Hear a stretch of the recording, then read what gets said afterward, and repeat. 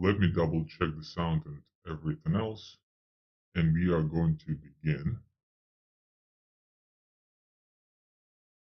Okay. And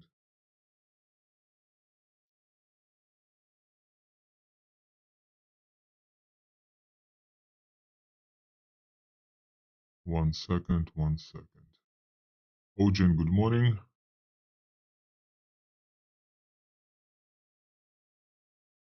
Just wanted to make sure the sound and the image, the imagery works out.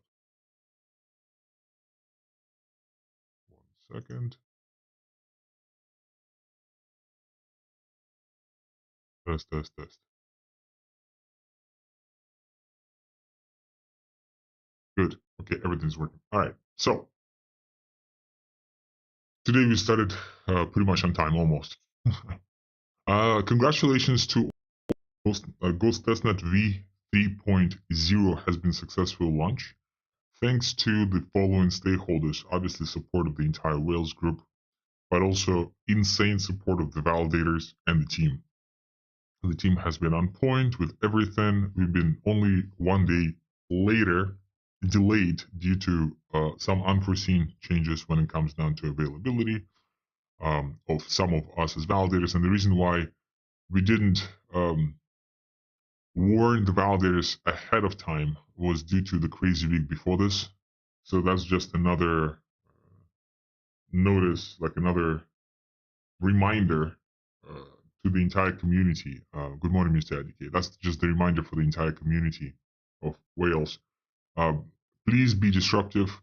Please be, create uncomfortable conversations if needed. But make sure that these conversations are extremely factual in nature, and that's it. That's pretty much it. If they're factual in nature, that's it.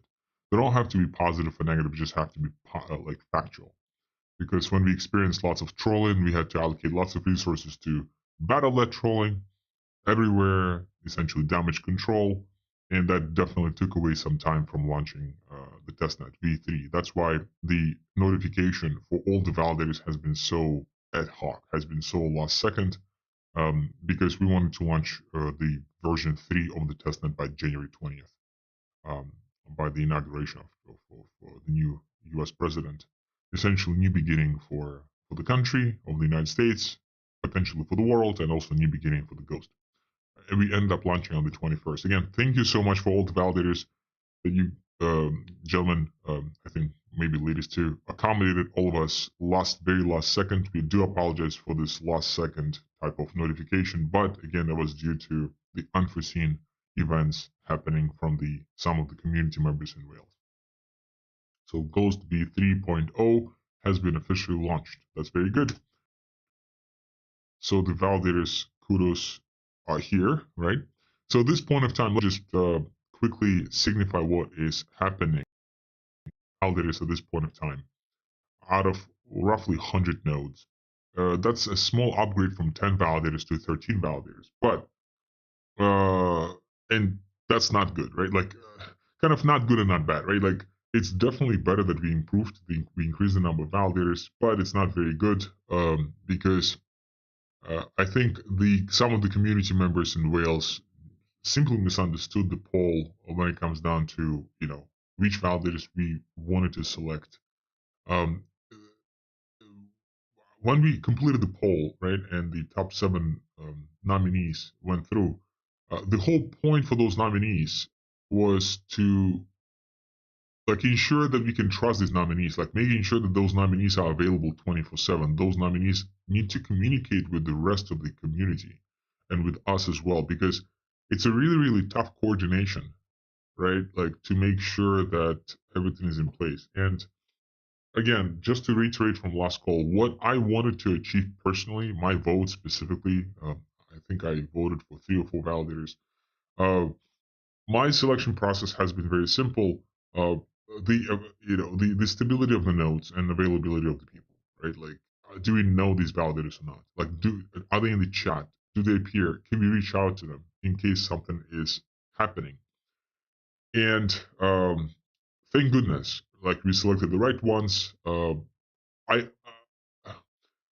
Had there not been the last second changes to some of the validated from those 7 nominees, then of course I would personally have voted for additional ones as well, because those additional whales are also very, very active and very much in the group. But I think the misunderstanding was that this validated list is some type of status with no responsibility. And that's like completely untrue. This is status absolutely, but it really comes with a lot of responsibility. So if you are validated, you must be ideally 24/7 in the chat. Of course, you sleep, but you need to be responding, very responsive, very kind of eager to help, because there are lots of bugs. Again, that's a test net. We are testing functionality. So we are all, consider this as all of us are test users.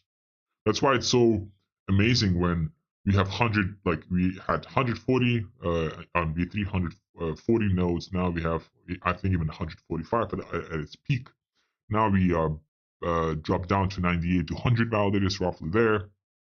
I don't think everybody was able to switch yet, but even in this case, like the testnet, I think one of the whales, like Sergio, wrote a great post about 3 weeks ago, maybe 2 weeks ago. Like, this is a testnet. Like, we are testing things. Like, we're testing how fast is going to be the block finalization. We're testing how, what if the number of validators is very distributed across the globe? How that will impact the topology? Like, how will that impact the speed with which the blocks are being finalized and produced?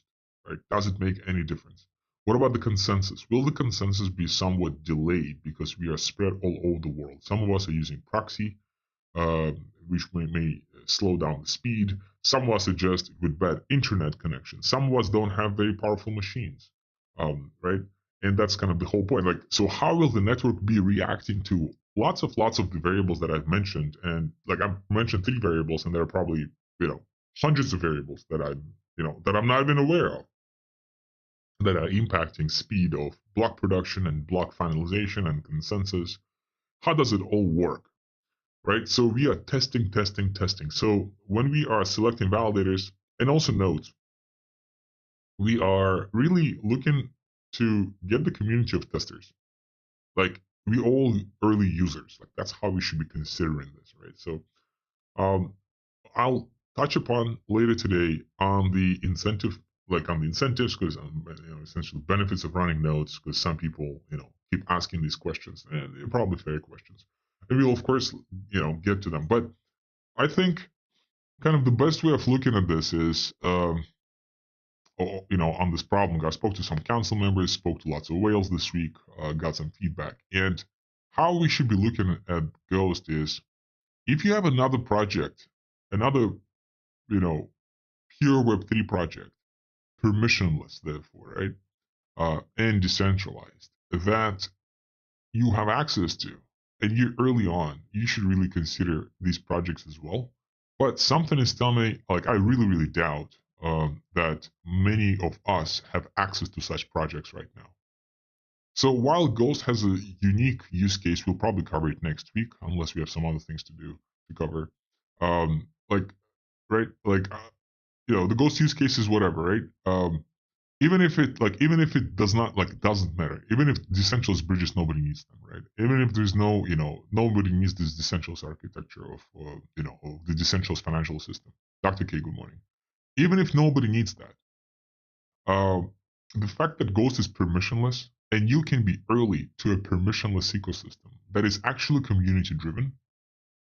I mean, that's, but in my mind, that's already a great sign. And not only that, but you as a validator, you as a node operator, you as a member of the Whales community, you can shape how this project is moving forward with your feedback, with your specific proposals, with your propositions on certain aspects.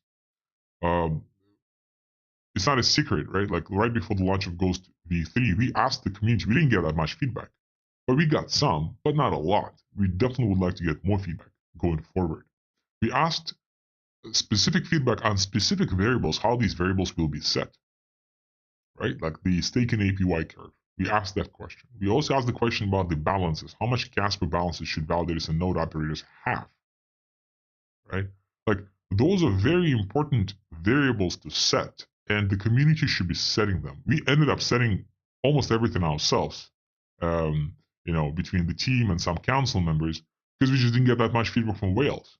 The whale feedback has been interesting, but not, from some people, has been very thorough, but we didn't get enough of it to make like any statistical inference, right? So of course, down the road, it's just very important to realize how much power the Wales community has right now on shaping the project. It's insane.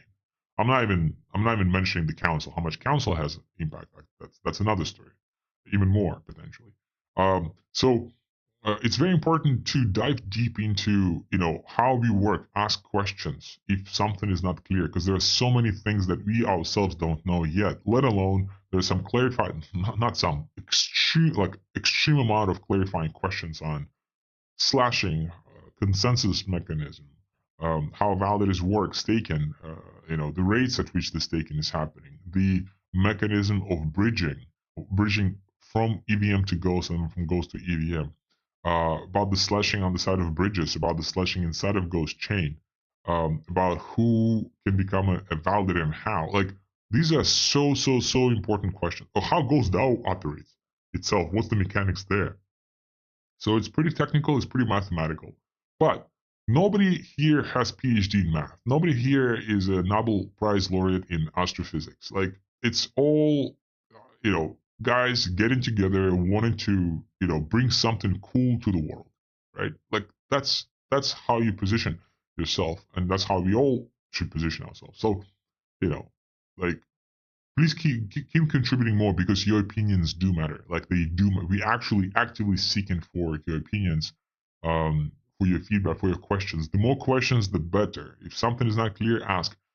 Of course, if you have some predisposed knowledge, it's better. And if you don't, it's better that you are slowly getting it. There's lots of YouTube, stuff around potentially. There's definitely some Reddit, and some Stack Exchange and other sources online. There's ChatGPT, that is summarizing all of that stuff as well. If you have some specific questions regarding the consensus protocol, how this works, so it's all very important. So again, kudos to all 13 validators that we that really helped us all launch super fast. Now, the reason why that's very important for specifically for validators to be kind of available is we experienced the issue when we launched the Ghost testnet version 1, when some validators were not there, and that resulted in huge discrepancy between blocks being finalized and the block production. So the block produced, let's assume, has been 150,000 or whatever. I'm just like making numbers up. And the number of finalized blocks, if I remember correctly, that was like maybe 4,000 or something. So there's a huge discrepancy between how many blocks had been produced and how many blocks had been finalized. It means that there's a huge number of unfinalized blocks. And then what happened was as validators, kind of like, because they were late to the game, right? Like they were not available when they were supposed to be available, and they were not available for a huge period of time. And due to that, the automation sealing of the blocks started happening pretty randomly on the side of every single validator. So validator 1 could have had up to 10,000 blocks finalized. Validator 2 could have had, let's assume, up to 20,000 blocks finalized. Validator 3 could have had up to 150,000 blocks finalized, right? And validator 4 could have just stuck at 4,000 blocks. So thus, we have all different copies of the ledger, and they're just not synchronizing anymore, which creates massive issue for the nodes to join, right? So validators at this point of time is like, kind of like the top cast, and then nodes is like the second cast, like, slightly lower tier. So if the top tier is messing things up, then the bottom tier obviously cannot connect properly either. So we all will have different ledgers, therefore we're not a blockchain. And the reason why that happened, because there was a delay, right? There was some pretty big delay from perspective of certain validators joining. So that's why it was important for us. We had two tasks, part 1 and part 2. Part 1 was local build. That took maybe half an hour for each validator to build the code base from scratch, etc. But the second part was very imperative to be done extremely fast, within ideally like an hour, maybe like latest within an epoch. Epoch is roughly 4 hours, and era is roughly 24 hours. So within epoch, which is roughly 4 hours, To our surprise, all validators were able to do everything within an hour, maybe hour and a half. So again, validators, like all of you guys, really thank you. Really thank you for your attention. Like we really appreciate this. Like this launch has been really cool. Slightly stressful, but not as stressful as the very first launch. The least stressful launch has been with the 10 validators for Ghost Testnet version 2. Just my opinion. But the first testnet has been super stressful. This one was somewhere in the middle. But again, thank you. Like I personally appreciate all of you guys being available to help us test the testnet version 3. Okay. Let's go through some of the updates on the testnet. So first of all, maybe let me open up this PowerPoint separately so I can see it. All right, cool. So here, something interesting started happening, right? So since not every single node was able to migrate yet, or maybe ever, from version 2 to version 3, and we lost about 40 nodes at this moment. Hopefully some of these nodes will come back. If not, then not, that's life. 66% of all the nodes so far successfully migrated from version 2 to version 3. Maybe at this point of time, it's roughly 70%. Which is quite significant as far as probably 70% is a more correct statistic at the moment. And that's pretty significant because that took place within less than a week. So again, name me another project where that happens. And that's thanks to all of you guys, thanks to all the whales. Of course, ideally we get to roughly 100%. I'm not sure that's even possible. But that shows the loss of conversion, how important that is for every single node to really be understanding what the project is, because especially on the testnet, but mainnet, how mainnet is going to be different. Mainnet is going to be just the same updates, just way more serious implications, because that's going to be real money attached. On the testnet, you'll need to be upgrading testnets, and you'll probably have 10 different versions of testnet, 15 different versions of testnet, 20 different versions of testnet, maybe 5, right? But every single testnet will be bringing something new to the game, right? So I'll explain specifically what the V3, what the Ghost Testnet V3 features are. But this is a great, this first chart is a great example of active users is everything. And we are probably going to be making a poll regarding how many whales are really ready to be testing Ghost Testnet with us, right? Like it's such an obvious question, but it needs to be asked.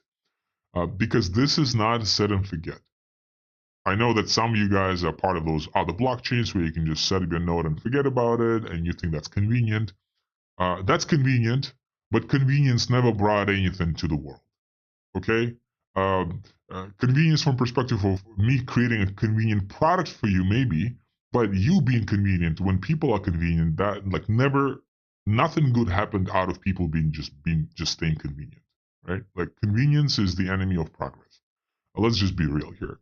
So, of course, the testing is not going to be convenient, but it's not going to be inconvenient, right? Like it's about you need to have access to a node. You need to, if you travel, you need to be, taking it with you, or you have an SSH access to it, and you need to be running those commands. Again, like the commands have been maybe 10 commands tops to upgrade. Maybe about half an hour, and now that's a new testnet with cool new features. Will that be part of the mainnet? Most likely, yes, of course, because that's the whole point, right? Some of these updates will be more flawless than others, but still, it's just part of the game. If you want to be a node operator, that's what it takes, and that's why the node operator is priced at $10 or $11 million per node, because it's not very convenient to be a node operator. And conversely, there are some other chains that have 50 nodes operators. Why? Because nobody wants to fucking do it. Because it's not convenient. Because requirements are extremely high. Incentives are not there. The network is just not permissionless enough. In most cases, the network is just not permissionless enough. 90% of the supply ends up going to early investors and the team, and that's why the new retail users essentially, who are the open source mindset people, they only have 10% of the supply. They don't care. There's no skin in the game. They don't join. Boom. That's called a zombie chain, right? That's Web 2.5. So if we want to create a pure Web 3, of course we need to be all active. It does not mean that's not a full-time job. That's not even a part-time job. You just need to be active. You just need to look at what is happening, right? And thank you so much, those those of you guys who were able to migrate within a timely fashion. Another interesting dynamic here on this second chart is the VPS versus physical machine. So on the testnet v2, that was slightly different. Maybe it was 60%, 40%, maybe even 65-35 in favor of VPSs, virtual servers. Now on the v3, we see a different picture where 61% of all the devices, all the nodes are being run by the physical machine, which is huge. It's better than Polkadot numbers right now. As more nodes switch, if they do, switch from v2 to v3, this statistic may worsen towards VPSs. VPSs are totally fine. If you have nothing else but VPS, run a node on VPS, that's totally fine. Not a problem at all. But this statistic, 61 to 39, so roughly 60 to 40, that's definitely very, very good. It's better than Polkadot's statistic, which is amazing. As far as physical machines taking over VPSs, the reason why we like that more, we prefer physical machines more, because this testnet migration really showed it. Those who operate physical machines just have better control over it. It's not very logical, right? Because you could have equal control over VPS, which is true, but the practical event showed us that physical machines win over VPSs. People have access to physical machines, a closer access. That's it. That's just the nature of the game. And that's why, of course, physical machines are preferred. However, if you don't have a physical machine and you want to do VPSs are totally fine, because 40% of people running VPSs also were able to successfully migrate. Right? So both are fine, but this is just an interesting stat. So this is pretty obvious. 14% of validators, well, at this point of time, 13% of validators, because we have 13 validators out of 100 nodes roughly, and 90%, 87% of nodes are, that's a general allocation. And another interesting stats is geo allocation, geo distribution. So US is leading the charts, 35%. It does not mean that all of us, 35% of nodes are, US residents. It's just some VPSs, I think, are based in the US. Hence, they're skewing the stats a little bit. Same thing in Europe. We don't have 30% of European residents running nodes. I don't believe so. It's just a significant portion of these nodes is VPS. We also have a big chunk of unknown nodes, whether the IPs will be reflected or not, whatever. Again, every single person should be hiding their IPs, masking their IPs through proxies if they choose to do so, because Ghost is a privacy project. We're not here to collect data. This is just an interesting kind of allocation of regions. What this allocation shows is a couple of things. We don't have much Middle East. We don't have much Scandinavia. We don't have much Canada. We don't have much CIS region. That's what it shows. Another thing that this chart shows is we don't have much Latin America. We don't have it at all. We don't have Africa. We don't have it at all. We don't have Southeast Asia. We do. We kind of do have Southeast Asia. Lampai, good morning. We kind of do have Southeast Asia, but we don't. Based on the node allocation, we don't. So Asia overall, Asia is a huge region, including South Korea, Japan, China, Southeast Asia, Thailand, Vietnam, Singapore, Hong Kong. I know that we have these nodes maybe upcoming soon, but at this point of time, we don't. Latin America, Argentina, El Salvador,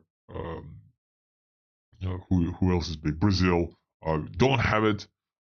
So that is something for us to work on, for all of us.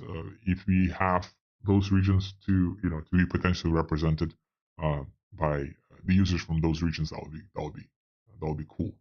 That will just make the network more invincible against any potential threats. Okay, now this chart also changed. So this is testnet 3.0, 100 nodes, and one of the pools got diluted. Pool number 1 got diluted. I think more users will be joining soon. Maybe not, but it is what it is. In any case, this pie chart currently is way more distributed than it was before, because before one pool was taking over like a majority or close to half of all the nodes. Now this is more normally distributed, but what the problem is right now is that 24%, 26%, 30%, these three chunks ideally need to be somewhat distributed as well. How? By other significant pools or users coming and getting on board. Ideally, as I have mentioned many times. Anywhere from 10 to 25% per pool, ideally 10%, closer to 10% is good. But of course, if you are if you want to protect yourself and make sure that your pool is not getting diluted, by any potential threats, then of course the more nodes you run, the better. It does not mean, when we say pool, it does not mean that there's like a pool controlling 24%. No, it's 24% most likely related nodes, 26% most likely related nodes, 30% most likely related nodes. It's not one person operating these nodes. Or maybe it is, by the way, but most likely it's not. Okay. Now on to the actual updates. So what changed in V3? Now, I've been saying this quite a lot. So when most blockchains say that they are launching a testnet, they mean that testnet is 10% of the functionality and mainnet is 100% of the functionality. And then what happens with vesting, like they do some type of vesting for the team, saying, well, the team is not going to get the share, so the incentives are aligned. But that's bullshit, because when your testnet is 10% of the functionality and it's not 100% of the functionality, by a year, 2 years later, when the vesting for the team is fully realized, still not all the features are on the mainnet yet, right? So it's kind of like it's complete BS, right? What has been happening in this Web 2.5 space. When we say testnet, we mean that testnet is 99% of the functionality compared to what the mainnet is going to experience. And the reason why it's not 100%, is the only reason, is because since our ecosystem of Ghost is including not just the native chain, but also all the EVMs, or many of the EVMs. And when we say EVMs, it means we need to look at how those mainnet EVMs are different from the testnet EVMs. Like, for example, it's tough for us to know for sure how Polygon mainnet synchronization will be different from the Polygon testnet EVM synchronization. Why? Well, because whatever the documentation says is one thing, but the actual reality may be something else. Same thing applies to DEXs. Like, let's assume a DEX on Ethereum testnet may be acting or maybe having different liquidity, and of course it will, compared to the DEX on the mainnet. Now, are they close enough? Of course they are. But are they one-to-one? Are they 100% the same? No, they're not.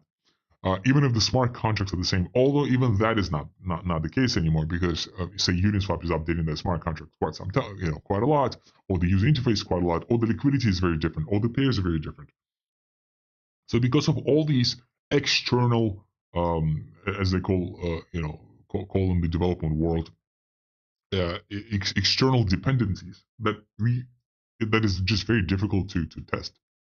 We must say that we are 99% ready when we are talking about the testnet. Now, why testnet v3 has additional updates that testnet v2 did not have? Well, because while the functionality was there, the user interfaces were not there. So the reason why we're updating most often than not is due to the essentially front end, like user interface, as opposed to back end, right? So that's very important to differentiate. So therefore, lots of those things, lots of these bullet points on this slide that I'm sharing right now, has been already included in V2, but the user interfaces were not there yet. And that's why we did not announce them as features. So the backend was ready, but the user interface were not.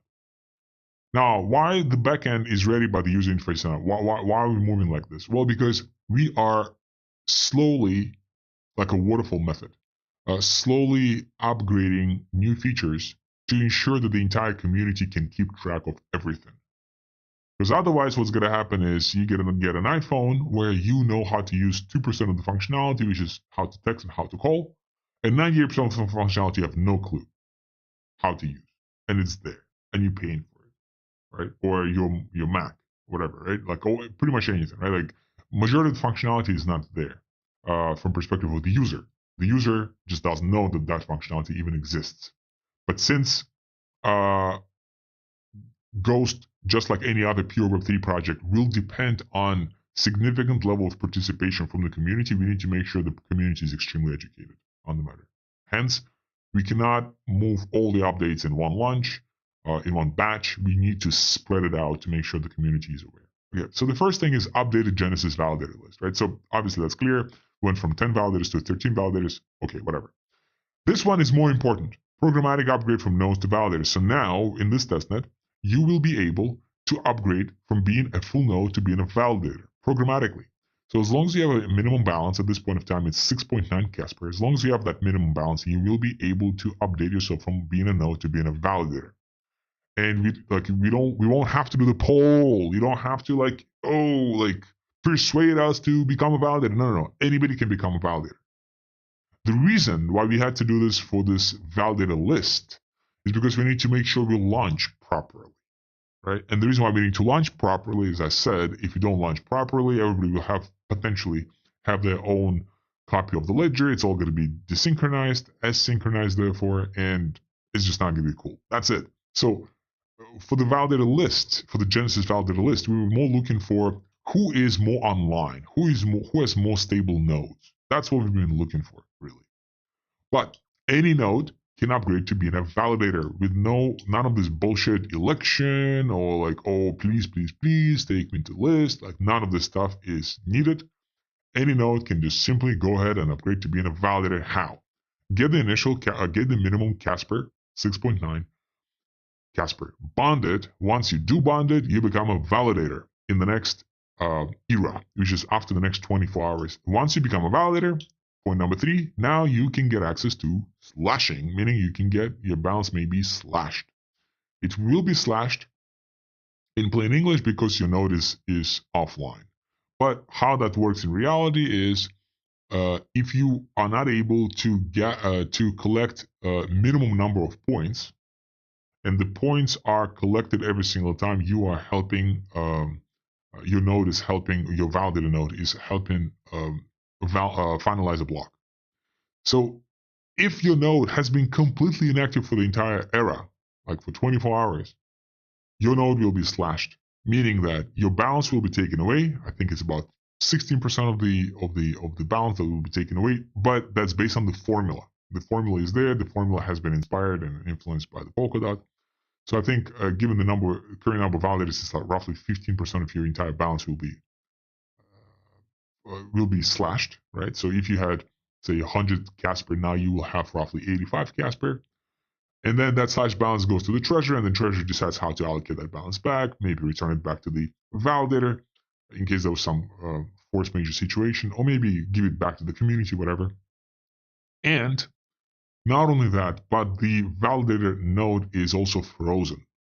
So if that validator node then reappears to be online, they will have to wait for some time to be able to reappear, to be unfrozen, essentially. So two things happen. The balance is being slashed and the node operator is getting frozen because we cannot be relying on this validator to participate in the consensus. That's why it's being done. So therefore, the fears of, oh, my node is not online for 5 minutes. Oh, my node is not online for like an hour because something happened. Chances are it's not going to be impacting much. If your node is not online for a super extended period of time, that's where you will be slashed and frozen. If you are just conducting a traditional reboot when your node is not online for 5 minutes, that should be fine. My personal experience, my electricity sometimes here is turning away, being turned off with 0 warnings in advance. And when it does, the node does not automatically restart. So, I want to see how I will be personally slashed. And in my case, if it happens when I'm sleeping and then I'm waking up, my node could be not online for like 6 hours, then what do I do? Right? So that will be interesting. Everybody has these issues, and even I'm not going to be penalized for this because I need to be offline for about 24 hours for the slashing to really take effect. Another thing is new staking curve. So I'll show this in the next slide, how that looks like. And finally, Casper Genesis balance. So not only the validators, but also the node operators got some Casper balance. And that's very, very interesting. So no longer do you need to, beg for Casper. And again, the reason why we initiate all these stuff is to make sure the community gets to know each other, because we need to make sure we all know each other. We're an anonymous project, but under the username, we kind of need to this kind of trust score needs to be kind of earned. It's very much off chain. this trust score for every single user, but we kind of have a perception of whom we can trust or not. And of course, that's not for sure, that's not sustainable necessarily, but at least that creates this like interesting community dynamic where maybe we can trust some of the members, and therefore maybe we can include them in the validator list to help us launch it, and blah blah blah. So that's why the exercise of sending Casper to each other was introduced, where A, you learn how to send Casper, and B, you also get to know the community.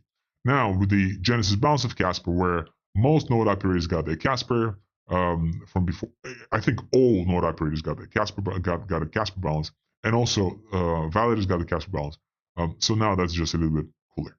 But not everybody has 6.9 Casper balance, so if you want to be a validator, you'll still need to ask some of your friends in the community to send you some balance to make sure that you can become a validator if you choose to do so. Mainline salute as well.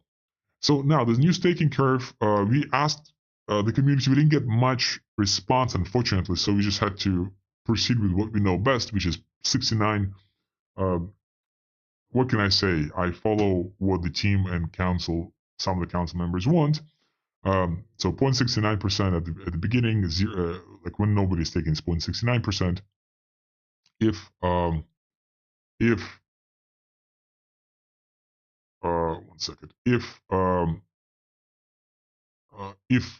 69% of all the stakers are staking, that's the maximum essentially APY. The APY is 69% at its highest.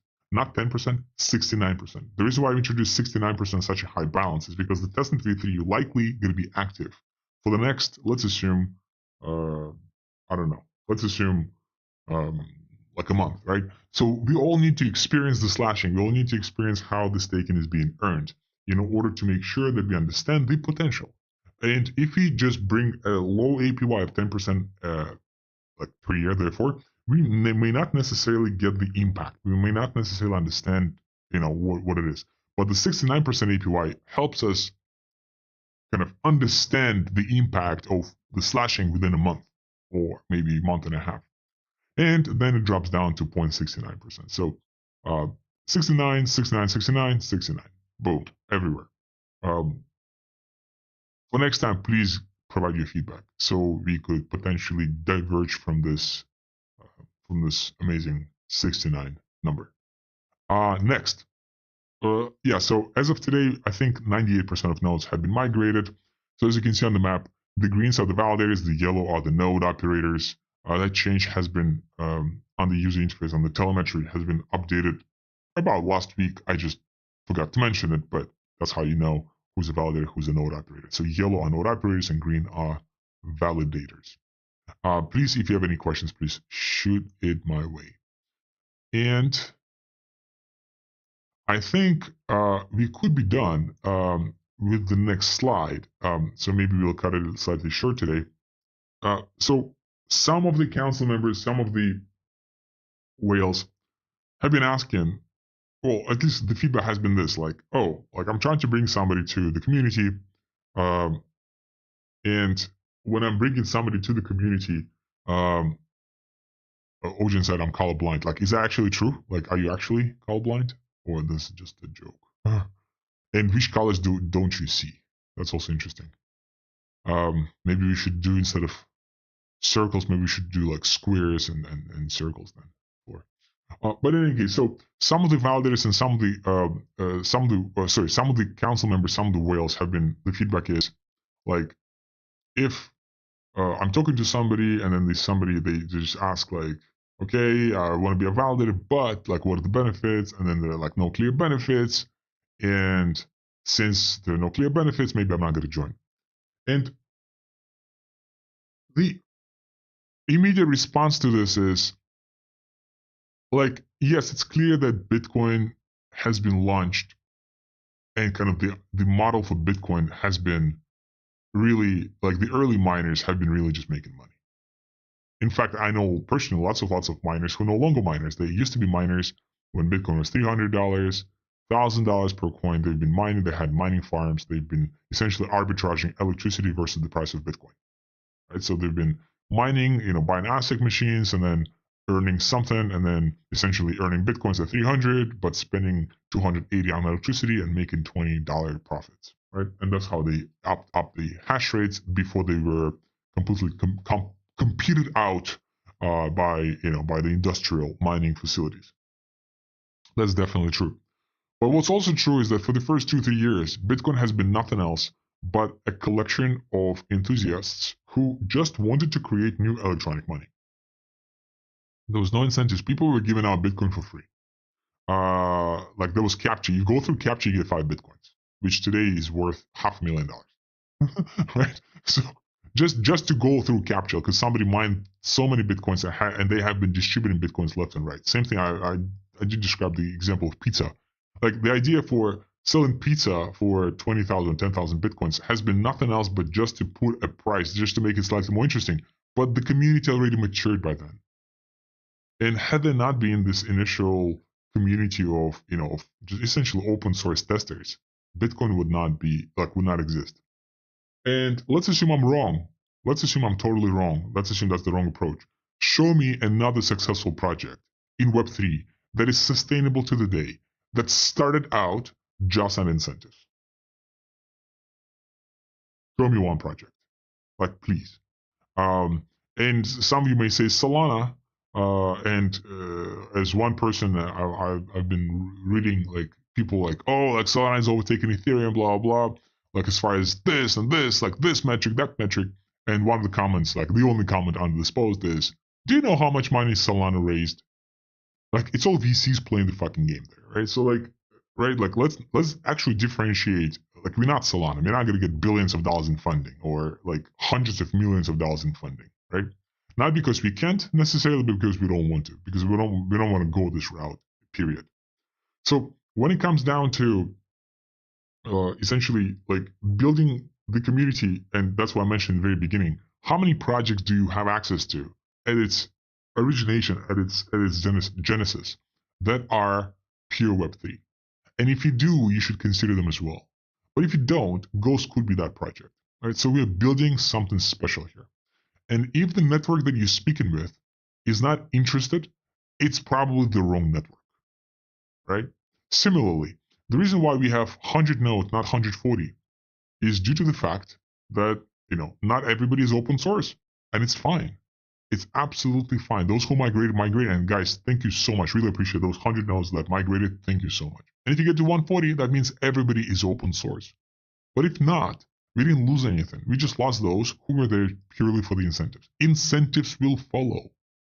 Incentives will follow. Trust me. Don't you worry. Bitcoin incentives. Look at Bitcoin incentives. There were no fucking incentives initially. What are the incentives today? If you held it, when you mined it for free from your laptop back in 2009, today you would be sitting at a multi-million-dollar net worth budget, whatever, right? So that's how it works. That's just how it works. Ethereum, same thing. And then for every single Ethereum that started as this grassroots movement, roughly, I can share with you hundreds of projects that started just based on the incentives, and it just didn't work. The reason why it doesn't work is because those who come for the incentives, they don't see anything but incentives. And they are not able to contribute. And the success of the project is in its contributors. The contributors need to really understand the backend. They really need to understand the mechanics. And they need to try to contribute to improve these mechanics, to make it closer to the product market fit, period. But if you have an army of just incentive lookers, airdrop hunters, yeah, I mean, sure, the incentives will be there, absolutely. We can always mint the token whose price is consistently depreciating faster than its supply is increasing, which is most likely, kind of the most likely scenario of lots of these failed projects. As you can see, you can analyze this, for yourself in CoinMarketCap. So you can easily see that. And we can execute the same thing, but what's the point, right? So kind of there has to be a belief that incentives will fall. And again, if you're speaking to somebody who does not understand that, maybe that is not the right person. Just move on to the next person, right? So, and quality over quantity, quality over quantity. Quantity is important, but quality is more important, right? So definitely quality over quantity. But what are the benefits? Like, if you're gonna like, okay, what are the benefits? Like, what are the benefits? Well, benefit number one is exclusive Ghost Whales invite, right? So we have almost 300 people there. It's pretty exclusive.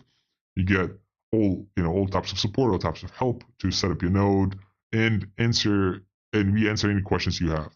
I think what I would love to improve is definitely more questions. Like, I would love to hear more questions, not because I would like to provide the answers to these questions, but some of these questions are just great questions to be raised. And the more specific, the better, right? So, like, I'm not okay with 69% APY, and here's why. I've done the comparable analysis of all the other blockchains. I found that the average stake in APY has been 13%. Here's my list. Here's my access to statistics. I can provide the entire statistic with all the sources here. What do you think? Right? The feedback of, oh, I think 69 is way too high, that means nothing. You think that means that is way too high based on what, right? So the more factual stats, the better. Or I don't like one of the questions we had, like, oh, proof of work is better than proof of stake because proof of work is inherently more distributed than proof of stake. Says who? Like, well, we say it because it just makes sense. Okay, fine, but for proof of stake, work versus proof of stake, I can easily provide statistics when it's just simply not true. Because for every Dogecoin that is very distributed and for every Bitcoin that is very distributed, I can provide not thousands, but probably 100 other blockchains that are proof of work and that have 30 nodes, right? Controlled by the team or investors, right? So, and conversely, for every successful proof of stake, I can also share 100 proof of stakes that also do not work, which means that proof of stake or proof of work is not the variable that is deciding whether the network is distributed or not. It's probably the pre-mine that is deciding that. If the pre-mine is distributed, and for Ghost it is, all pre-mine is going to be allocated to that's the third bullet on this slide is the initial pre-mine is all going to be allocated to the validators only. Council's not going to get anything. Whale's not going to get anything. User's not going to get anything. Only validators will get the initial pre-mine. That's it. That's your initial benefit. Now, how much? It's not going to be a lot. Maybe one Ghost per node. That's it. But that's the one Ghost that you don't need to buy on the Ghost DAO and bridge from Ghost DAO to Ghost Chain. Thus, bullet point number 4, you can start staking starting block 1 immediately as a validator. So you got your initial pre-mine, you're already staking it. You're already earning the APY from block 1. Those are some interesting benefits. Governance, right? So at this point of time, governance is not fully executed, although it has been tried with Proposal 6, which was rejected, but the proposal went through. So again, name me another project where a whale, like a pretty average user, can go ahead and make a proposal to the governance, and this proposal is going to be actually voted for by everybody. Name me another project like this in Web3, please. Like, please. You can go to Bitcoin and try to make a proposal there. You can go to Ethereum. Try to make an EIP code base, EIP upgrade, Ethereum improvement proposal, commit to the GitHub. Took us fucking 6 months or 7 months to be reviewed. It's a $500 billion corporation at this point. Ethereum is a $500 billion market capitalization project. Took them 7 fucking months to review our code base. Come on. Come on. Like, name me another project outside of Ghost where the proposals are reviewed like fucking ASAP. Name me that, please. So that's very, very interesting that we have it. And governance is, now you'll say, well, governance, proposal number 6 has been about adding the ghostchain.io tagline to your username. Yeah, of course, like that's a pretty silly or pretty non-influential proposal. You can make a technical proposal. You can say, I want the APY to be 68%. And here's why. Let's vote for that. Right? Like, don't look at previous proposals only as an example of what the proposals can be. Proposals can be as technical as you want them to be. It's just you are your own limitation, right? You can say, I want to change the stake in APY. I want to switch from proof of stake to proof of work, and here's why. Let's vote for that. Right? I think the slow clap clap algorithm of or essential consensus, right, of bridging is incorrect, and here's why. Here are the pitfalls, and here's how I would like to change it, and then add some diagrams, blah blah blah blah. That's a proposal, right? Like you can make them as technical as you want, really, right? So think outside of the box. Like adding ghostchain.io to as a tagline to your profile, sure, sure, but that's a pretty basic one, and it's proposals are not limited to that. So you, as whales, you guys can do a lot of things, and that's you get access to this as a validator. So you can actually shape a lot of things. That's I keep saying this. You guys can shape a lot. The fact that you're not shaping it is your own limitation. You don't know how to shape it. So if you learn how to shape it, you can. No, like we're not gonna be like pushing you to shape it, right? Like because we don't have time for that. Unfortunately, because we're busy with actual development here. Now, Ghost network control. So Ghost is permissionless, meaning anybody can become a node. And as one council said, that's pretty stressful. That's pretty stressful. Of course, it's stressful. And it's stressful because there's lots of threats, lots of different attacks that could be experienced from the network, such as say 51% attack. But being early to the game, you can make alliances.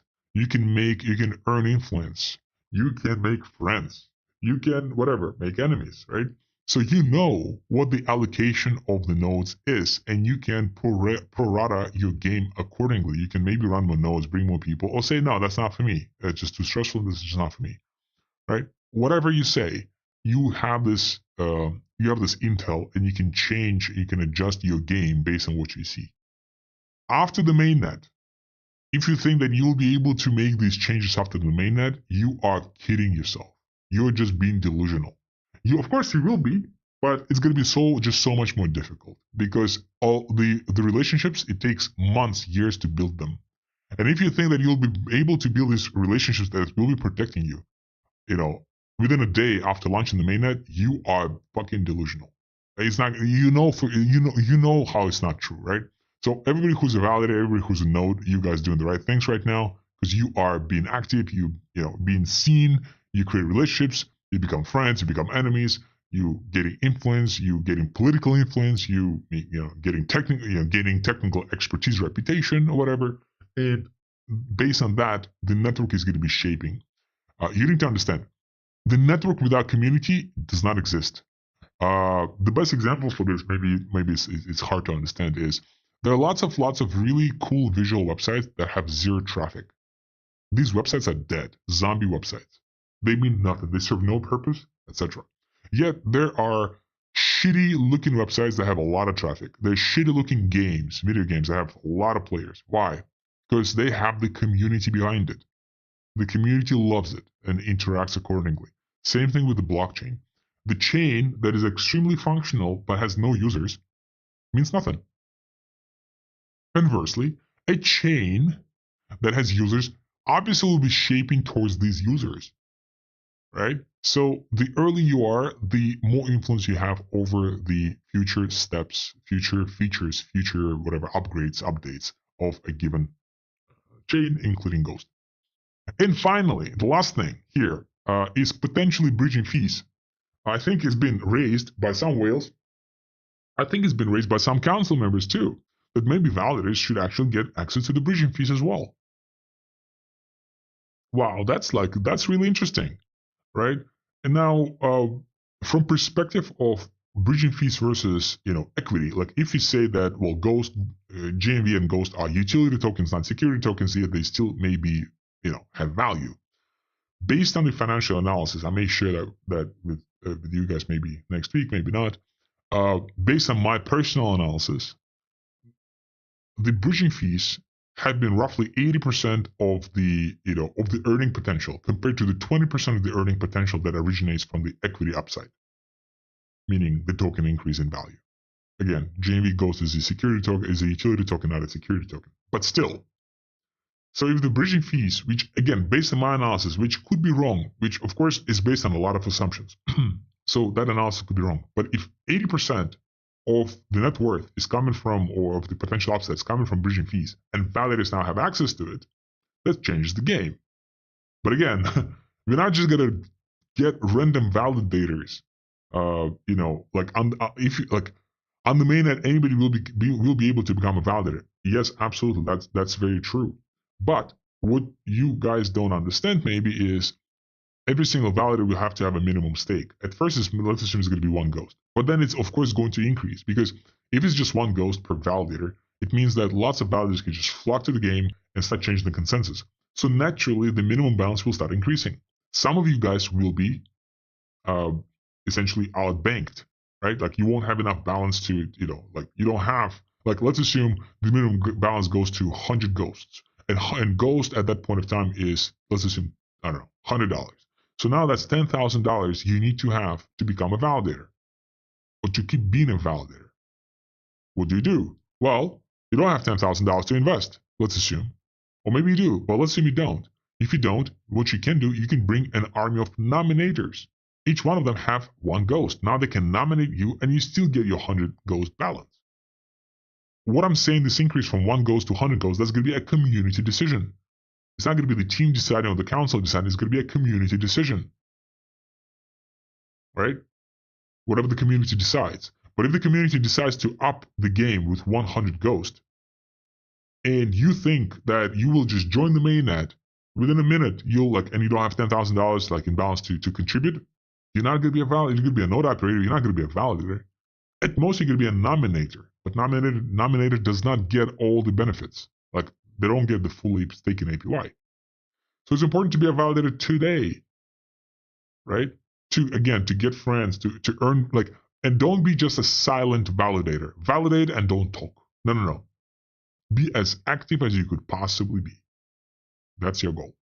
On this positive note, again, validators, thank you so much. Kudos to you guys. Appreciate it that we updated to Ghost v3.0.